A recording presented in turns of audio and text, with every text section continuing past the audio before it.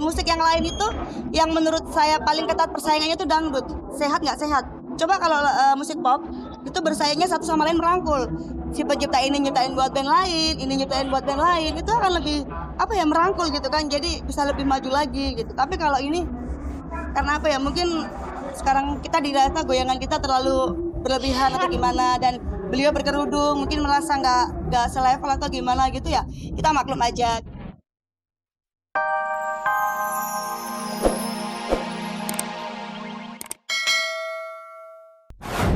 Tubuh mungil, parah, sedap dipandang mata dan suara yang serak-serak basah semakin menambah daya pesonanya. Inilah Ayu Ting Ting yang sedang menyita perhatian kita.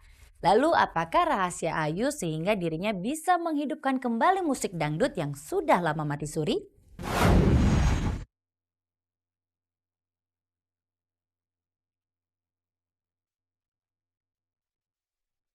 Musik dangdut sempat dikelompokkan sebagai musik masyarakat kelas bawah.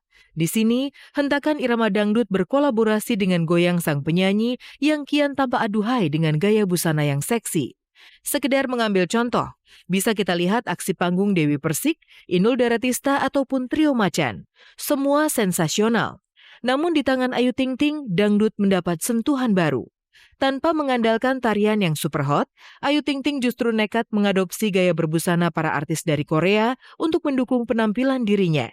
Pakaian yang colorful, lengkap dengan berbagai aksesoris warna-warni, membuat Ayu Ting Ting benar-benar tampil girly.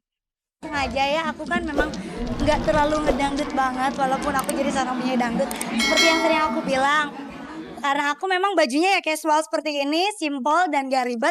Yang penting colorful. Dari sepatunya juga lucu gitu kan. Dari make upnya juga memang dibuat senatural mungkin. Cara berpakaiannya juga yang gak banyak payet-payet gitu. Karena memang aku juga gak terlalu suka yang full payet gitu ya, jadi ya colorful aja ngambil warnanya. Iya, kalau buat diri saya sendiri iya, karena saya pengen nyiptain image yang seperti ini gitu, bahwa walaupun saya penyanyi dangdut tapi pakaian saya seperti ini gitu, casual dan bisa diterima sama anak-anak remaja kayak gitu-gitu. Jadi nggak cuma kalangan usia yang lanjut aja gitu.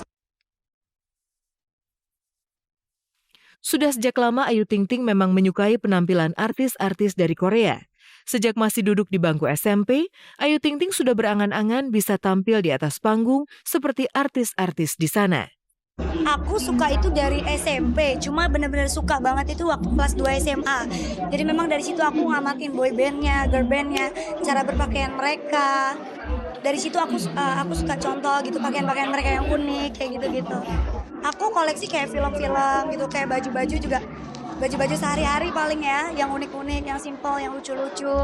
Lucu ya, nggak ngebosenin gayanya. Jadi kalau orang Korea itu walaupun pakai bajunya polos dan nggak rame, tapi dilihatnya tuh tetap asik gitu, tetap santai tapi tetap glamornya tuh kelihatan. Jadi aku senang aja kalau ngeliat orang-orang pakai baju kayak gaya-gaya Korea gitu, memang keren nih.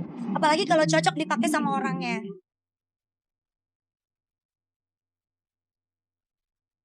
Kebetulan atau tidak, gaya berbusana ala Korea juga sedang mewabah di negeri ini. Banyak penyanyi pendatang baru yang ikut-ikutan latah tampil ala Korea, termasuk Ayu Ting Ting. Namun demikian, di mata Tiga Macan dan Uut Permatasari, apa yang dilakukan Ayu Ting Ting sah-sah saja. Sebagai seorang biduanita, Ayu Ting Ting memang perlu menciptakan image dirinya secara khas di atas panggung. Image ini penting untuk memberi nilai lebih bagi seorang penyanyi. Sah-sah aja dan fan-fan aja kalau si Ayu Ting Ting mau, karena dia mungkin membentuk image baru untuk dia sendiri gitu. Karena dia sekarang lagi naik, lagi punya nama, dia harus punya ciri khas. Semua orang, semua penyanyi itu harus punya ciri khas, karena kalau dia nggak punya ciri khas akan selesai sampai di situ. Tapi kalau udah dapat satu ciri khas aja, orang akan ingat meskipun dia lagi vakum, orang akan ingat.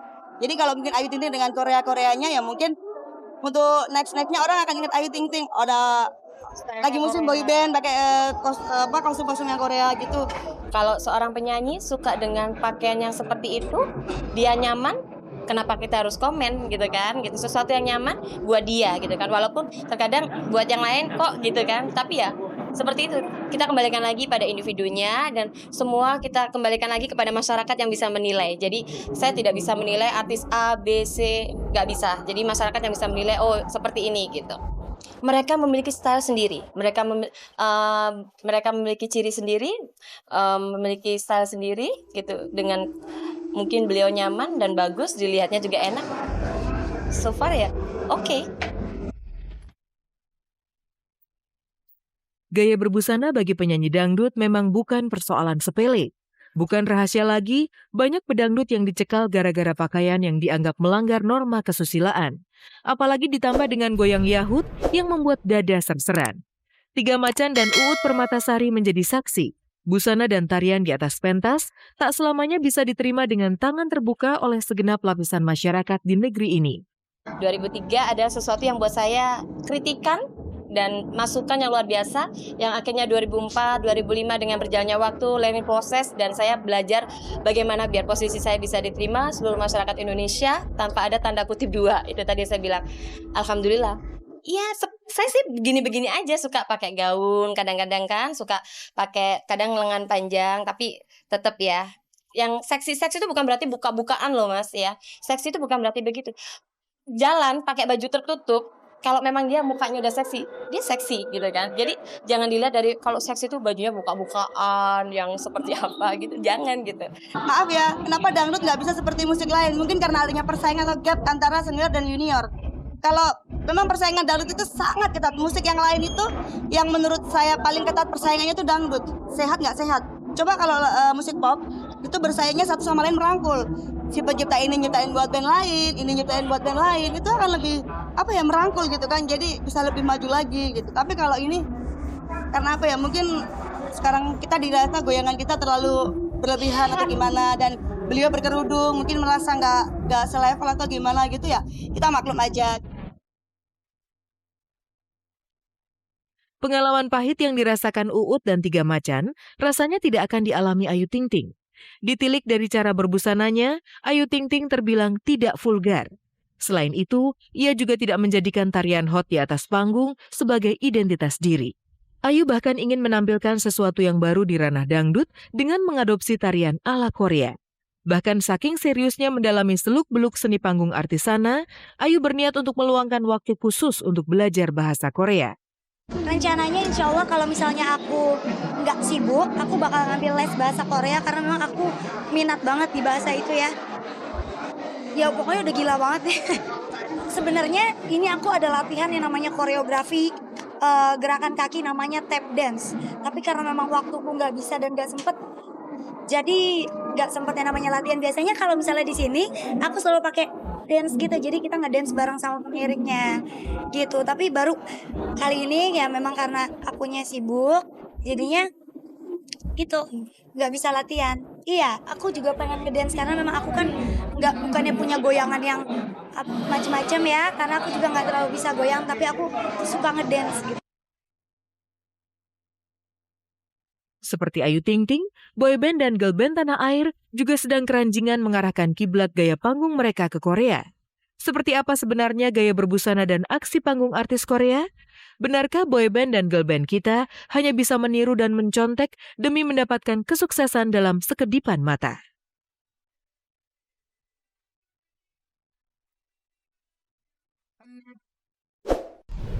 Tidak hanya Ayu Ting Ting, boyband dan girlband tanah air juga banyak yang terinspirasi oleh gaya busana ala Korea.